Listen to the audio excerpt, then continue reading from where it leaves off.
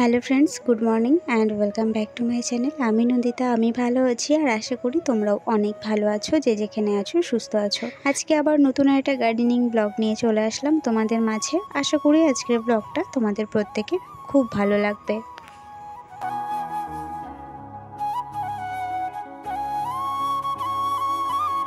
এবারের শীতে দুটো কসমস ফুলের গাছ লাগিয়েছিলাম, দুটোই বেগুনি কালার ফুল হয়েছে, কিন্তু দুটো ফুলের মধ্যে একটু ডিফারেন্ট ছিল। সেই ফুলের বীজগুলো আমার আর সংগ্রহ করা হয়নি, কিন্তু ওই গাছ থেকে ছোটো ছোটোই গাছের গোড়ায় পড়ে ছোট ছোট চারা হয়েছে দেখছি। জানি না গরমে ফুল পাবো কি না, তবে এর জিরিজিরি পাতা বেশ ভালোই লাগে দেখতে, তাই আর কি রেখে দিয়েছি। ভেবেছিলাম কদিনের মধ্যেই এই গ্রো ব্যাগ থেকে মাটিটা বার করে একটু রোদ খাইয়ে নিয়ে নতুন কোনো গাছ বসিয়ে দেবো, কিন্তু এখন আর কি করার, ওইভাবেই থাক। সোলার ক্যারেক্টার মধ্যে বিচালি, গার্ডেন ওয়েস্ট, সবজির খোসা এই সমস্তর উপরেই অল্প কিছু ঢেলা মাটি দিয়ে তার উপরে টবের মধ্যে যেহেতু ড্রাগন গাছটা ছিল, সেই টব থেকে বার করে ওই শুধুই বসানো রয়েছে। গোড়ায় তেমন কোনো মাটি দেওয়া হয়েছিল না, তাই আজকে কিছু মাটি দিয়ে দিলাম এই ড্রাগন গাছের গোড়াতে। যেহেতু দেখছি ড্রাগন গাছের গ্রোথটা বেশ ভালোই হচ্ছে, যাতে থেমে না যায় তার কারণের জন্য আজকে একটু মাটি দিয়ে দিলাম।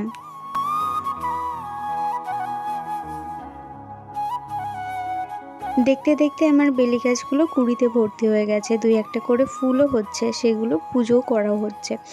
এইদিকে আমার মালবেরি গাছেও বেশ ভালোই ফল এসেছে। আমি দ্বিতীয়বারের জন্য আবার ভুল করে ফেলেছি মালবেরি গাছটাকে ছোট জায়গায় বসিয়ে। এবারে মনে মনে ঠিক করে নিয়েছি একটা তেলের টিন এনে বর্ষার আগে আগে গাছটাকে রিপোর্ট করে দেবো সেই টিনের মধ্যে, যাতে আমাকে বারবার এই গাছটাকে বিরক্ত না করতে হয়।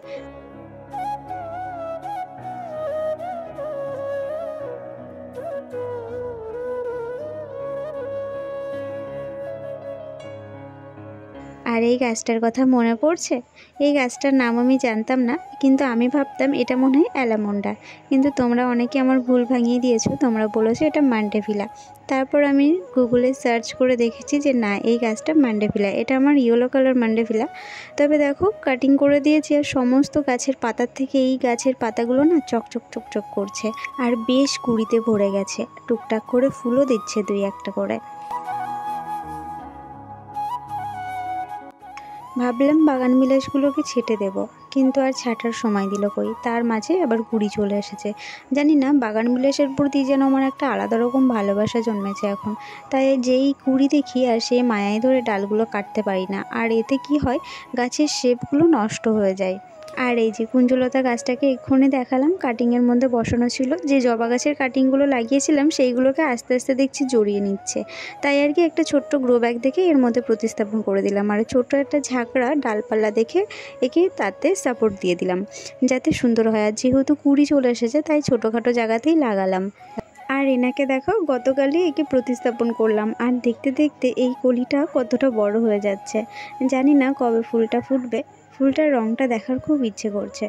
নতুন কোনো গাছে যখন কুড়ি আসে তখন না আর তর্স হয় না সেই ফুলটা ফোটা পর্যন্ত। আর এই যে আমার সেই 20 টাকা দিয়ে নিয়ে আসা গোলাপ গাছে আজকে ফুল ফুটেছে। আমার ছাদ বাগানে আরও একটা নতুন রঙের গোলাপ অ্যাড হলো। 20 টাকা দিয়ে দুটো গোলাপের গাছ এনেছিলাম, তার মধ্যে একটা গোলাপ গাছ বড় মেয়ে নিয়ে গেছে, আমার কাছে আপাতত একটাই রয়ে গেছে। আর এইটা পরবর্তীতে আমার হাজব্যান্ড এনে দিয়েছে, এই মিনিয়েচার গোলাপটা। খুব সুন্দর ছোট্ট ছোট্ট ফুল, তাই না? কিন্তু এই যে গোড়ায় পর্তুলিকা ফুল গাছগুলোর জন্য এদের বেড়ে ওঠা সেটা যেন অসম্ভব হয়ে উঠছে।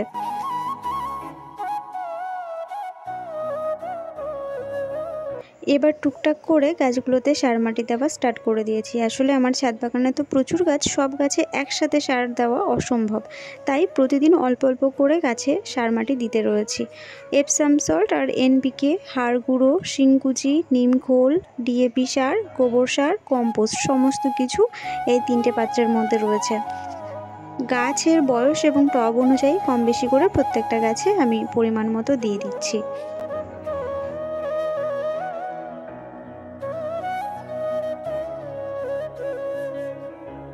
এবারে এই কাটামুকুট ফুলের গাছটাকে রিপোর্টিং করার মতো সাহস আমি দেখাইনি, তার কারণ এর গায়ে যা কাটা, জানি না কিভাবে একে রিপোর্টিং করব। আমি ভয়ে এর গায়ে হাত দিইনি, তাই গাছের গোড়ার মাটিগুলো প্রচুর টাইট হয়ে গেছে। ভীষণ পরিমাণে প্রয়োজন একে রিপোর্টিং করা, কিন্তু আমার সাহসে কুলাচ্ছে না। আজকেও টুকটাক করে বেশ কিছু গাছে সার প্রয়োগ করে দেবো, যেমন এই যে এটাকে দিয়ে প্রথম শুরু করলাম। চামচ দিয়ে সারমাটিগুলো দিচ্ছি, কারণ হাত দিয়ে যদি এর গোড়ায় সারমাটি দিতে যাই তাহলে এখনই আমাকে অযথা ভালোবাসা দেখিয়ে দেবে, তাই এটাকেই বেস্ট মনে করলাম।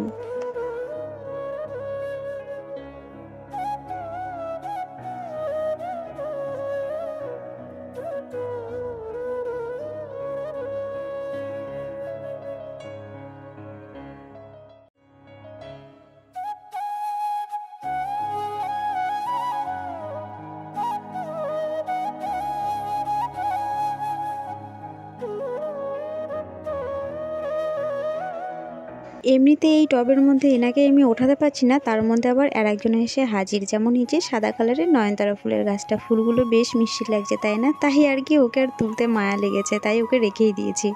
আজকে আমি ভীষণ খুশি হয়ে গেলাম এই যে রজনীগন্ধার কন্দ যে টবের মধ্যে লাগিয়েছি তার মধ্যে একটা বোতাম ফুলের গাছ থেকে। আসলে এই গাছের বীজ আমি সংগ্রহ করে রেখেছিলাম, কিন্তু নিজের অজান্তেই জল পড়ে সেটা পচে নষ্ট হয়ে গেছে, তো ভেবেছিলাম হয়তো এই গাছটাকে আমি ছাদ বাগান থেকে হারিয়েই ফেললাম। আসলে এই ফুলগুলো না আমার খুব ভালো লাগে, বেগুনি কালারের ছোট্ট ছোট্ট বোতামের মতো ফুল। আর দুঃখের বিষয় একটা, রজনীগন্ধার গাছ হয়তো এবার হারিয়ে ফেললাম। যখন রজনীগন্ধার কন্দগুলো মাটি থেকে বার করছি তখন দেখছি রজনীগন্ধার বেশিরভাগ কন্দ সব পচে গেছে। যে কটা পেয়েছি সে কটাকেই লাগিয়ে দিয়েছি, তার মধ্যে থেকে ছোট্ট ছোট্ট কুশি সবেমাত্র বেড়েছে, কিন্তু ওদের অবস্থা ভীষণই খারাপ। এই বাগানবিলাস গাছের ফুলগুলো শুকিয়ে গেছে, তাই হাত দিয়ে ফুলগুলোকে সব ভেঙেই ফেললাম। আর এত ভালো লাগে এই ফুলগুলো ছিঁড়তে, অন্য বাগানবিলাস গাছে অতটা ভালো লাগে না, কিন্তু এই গাছের ডালগুলো ভীষণ মরকা, তাই ফুলগুলো ভাঙতেও ভালো লাগে। যাই হোক, আজকের মতো এতটুকুই। সবাই খুব ভালো থেকো, সুস্থ থেকো। যদি ভালো লাগে প্লিজ ভিডিওতে একটা লাইক করে দিও, কমেন্টে লিখে জানিও। আর চ্যানেলে যদি নতুন বন্ধু হয়ে থাকো তাহলে প্লিজ চ্যানেলটিকে সাবস্ক্রাইব করে আমার সঙ্গে থেকো।